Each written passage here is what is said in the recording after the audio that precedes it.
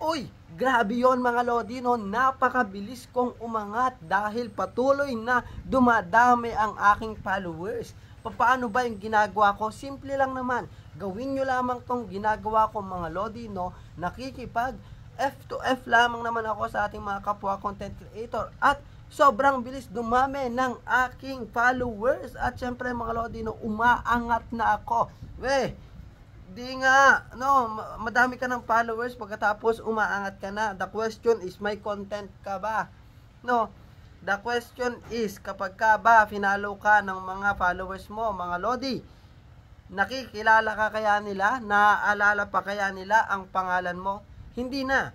Okay? Once na may follow ka nila, mga lodi, no, makakalimutan ka na nila. Pero kung halimbawa, mga lodi, no, magko-content ka at sa content kanila makikilala at sa content kanila maipa-follow, ay doon yung tunay na pag-angat mga lodi, no? Sigurado yon. Ang tunay na pag-angat mga lodi ay yung nakikilala tayo ng ating mga followers sa pamamagitan ng ating content.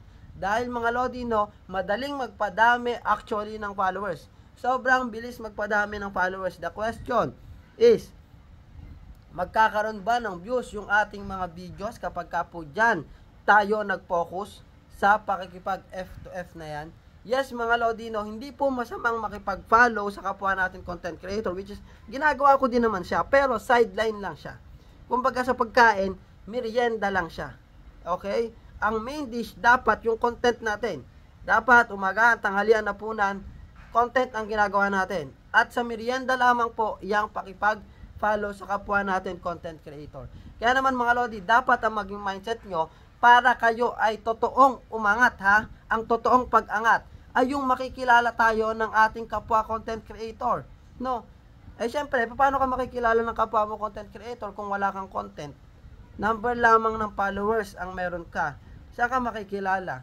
'Di ba? Wala, hindi ka makikilala ng kapwa mo content creator. Makikilala ka lang niya kasi may number of followers din. Pa-follow ka niya, tapos after niya i-follow, siguro mga ilang araw, wala, makakalimutan ka na niya.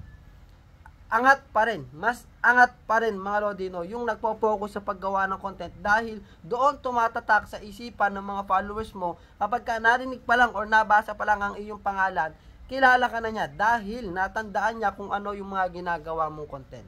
Okay? At syempre mga lodino, doon ka magsisimulang kumita.